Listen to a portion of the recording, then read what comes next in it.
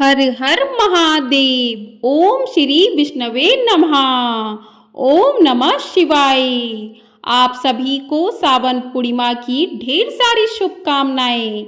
आप सभी पर भगवान भोलेनाथ और भगवान विष्णु की कृपा सदैव बनी रहे। आज की वीडियो में आप सुनेंगे सावन पूर्णिमा की व्रत कथा।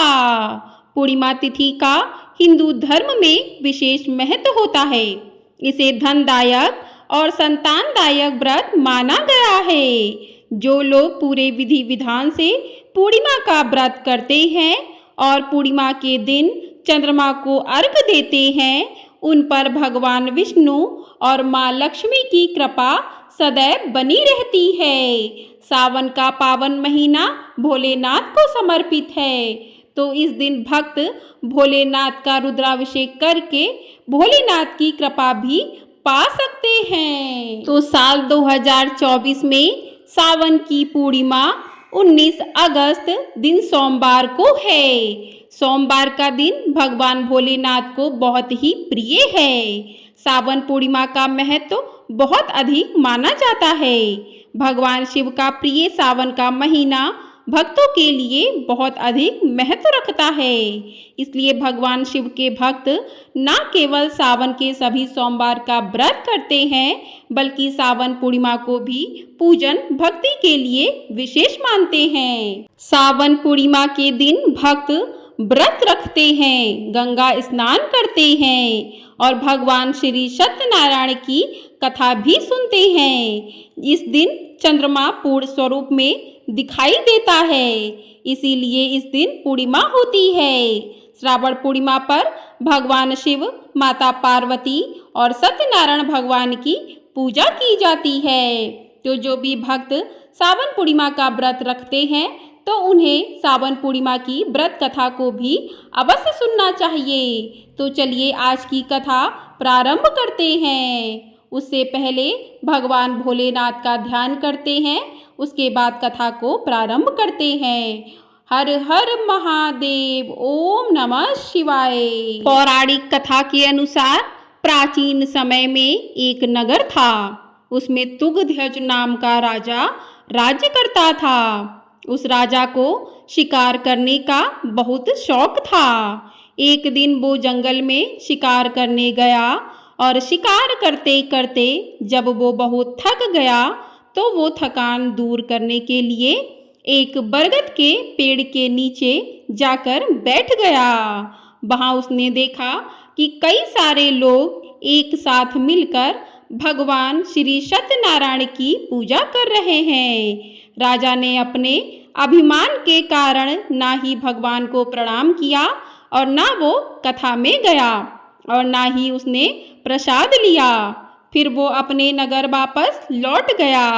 नगर में आकर राजा ने देखा कि दूसरे राज्य के राजा ने उसके राज्य पर हमला कर दिया।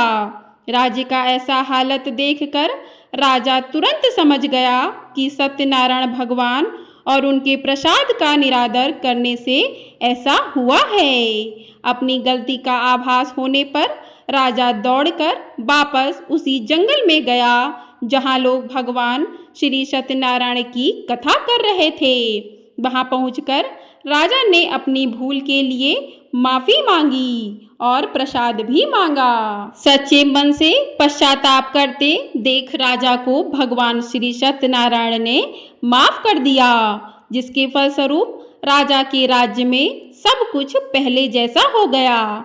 फिर राजा भगवान सत्यनारायण की आराधना करने लगा और भगवान सत्यनारायण की कृपा से ही राजा ने लंबे समय तक राज्य संभाला। मान्यता है कि जो भी व्यक्ति सावन पूर्णिमा की कथा को पढ़ता अथवा सुनता है, उसकी सभी मनोकामनाओं की पूर्ति होती है। और ये भी कहा जाता है कि यह कथा वाजपेय यज्ञ का फल देने वाली होती है। बोलिए श्री सत्यनारायण भगवान की जय। बोलिए भगवान भोलेनाथ की जय। बोलिए भगवान विष्णु की जय। तो इस प्रकार से सावन पूर्णिमा की व्रत कथा पूर्ण होती है। सावन महीने की पूर्णिमा बहुत ही खास होती है, क्योंकि यह महादेव से जुड़ाव रखती है। इसी दिन रक्षाबंधन का त्यौहार भी मनाया जाता है और इसी दिन ही सावन की समाप्ति भी होती है। ऐसे में मान्यता है कि सावन के इस अंतिम दिन अगर कोई भोलेनाथ का विशेष पूजन करे तो उसे पूरे सावन के समान फल प्राप्त होता है। इसके अलावा साल भर जातक पर महादेव की कृपा बनी रहती है। तो सावन पूर्णिमा के दिन आप कुछ उपाय कर सकते हैं जिससे आप पर पूरे सावन की आपको कृपा प्राप्त हो जाएगी और पूरे साल महादेव की कृपा भी आप और आपके परिवारजनों पर बनी रहेगी। तो पहला कार्य क्या है, आइए जान लेते हैं। तो सावन पूर्णिमा के दिन भक्तों को 108 बेलपत्र पर राम नाम लिखकर भगवान शिव को अर्पण करना चाहिए। इससे जातक के द्वारा मांगी गई हर मनोकामना अवश्य ही पूर्ण होगी। साथ ही भक्तों को भगवान शिव का षोडशोपचार विधि से पूजन करना चाहिए, क्योंकि सावन पूर्णिमा सावन महीने का अंतिम दिन होता है। तो इस दिन अभिषेक का बड़ा महत्व होता है। अगर भक्त ऐसा करते हैं तो भगवान भोलेनाथ की कृपा अपने भक्तों पर बरसेगी। कष्ट, दुख, रोग, मोह माया सभी चीज़ों का नाश हो जाएगा और भक्तों का दुर्भाग्य भी सौभाग्य में बदल जाएगा। दूसरा उपाय है, यदि चंद्र दोष है तो सावन पूर्णिमा के दिन आप चावल, चीनी, दूध या चांदी के साथ साथ किसी भी सफ़ेद रंग की वस्तु का दान कर सकते हैं। ऐसा करने से चंद्रदेव प्रसन्न होते हैं और जातक को चंद्र दोष से भी मुक्ति मिलती है। सावन पूर्णिमा के दिन धन प्राप्ति के लिए आप ये उपाय कर सकते हैं। एक नारियल लें और माता लक्ष्मी का ध्यान लगाकर उसे करीब 10 मिनट तक अपने हाथों में रखें। उसके बाद उस नारियल को किसी पवित्र जल में प्रवाहित कर दें। ऐसा करने से माता लक्ष्मी का आशीर्वाद आपको प्राप्त होगा और आपके घर में धन के भंडार भरेंगे। अगला उपाय है नौकरी में तरक्की के लिए। तो अच्छी नौकरी पाने के लिए, नौकरी में तरक्की पाने के लिए सावन पूर्णिमा के दिन सिंघाड़े की रोटी और मूली लेकर मंदिर में दान कर दें। ऐसा करने से आपको जल्द ही नौकरी मिल जाएगी और नौकरी में प्रमोशन की संभावना भी बढ़ जाएगी। अब बात करते हैं दाम्पत्य जीवन के लिए। यदि आप अपने दाम्पत्य जीवन में खुशियां लाना चाहते हैं और अपने संबंध को मजबूत बनाना चाहते हैं तो सावन पूर्णिमा के दिन चांदी का हाथी या मेटल का हाथी खरीद कर लाएं और अपने बेडरूम में किसी टेबल पर उसे रख दें। ऐसा करने से आपके वैवाहिक जीवन में मधुरता आती है। सावन पूर्णिमा के दिन आप कुछ खास उपाय कर सकते हैं। पूर्णिमा के दिन पानी में गंगा जल मिलाकर कुश हाथ में लेकर स्नान करना चाहिए। दूसरा, श्रावण पूर्णिमा के दिन पति पत्नी चंद्रमा को दूध का अर्घ अवश्य देना चाहिए। इससे दाम्पत्य जीवन में मधुरता बनी रहती है। पूर्णिमा के दिन चंद्रोदय के समय चंद्रमा को कच्चे दूध में चीनी और चावल मिलाकर मंत्र है ओम श्राम श्रीम श्रो सा चंद्रमसे नमः, इस मंत्र का जाप करना चाहिए, उत्तम माना जाता है। अगला मंत्र है ओम ऐं ह्रीं क्लीं सोमाय नमः। इस मंत्र का जाप करते हुए चंद्रमा को अर्घ देना चाहिए। इससे आर्थिक समस्या खत्म होती है। पूर्णिमा पर पीपल के वृक्ष पर माँ लक्ष्मी का आगमन होता है।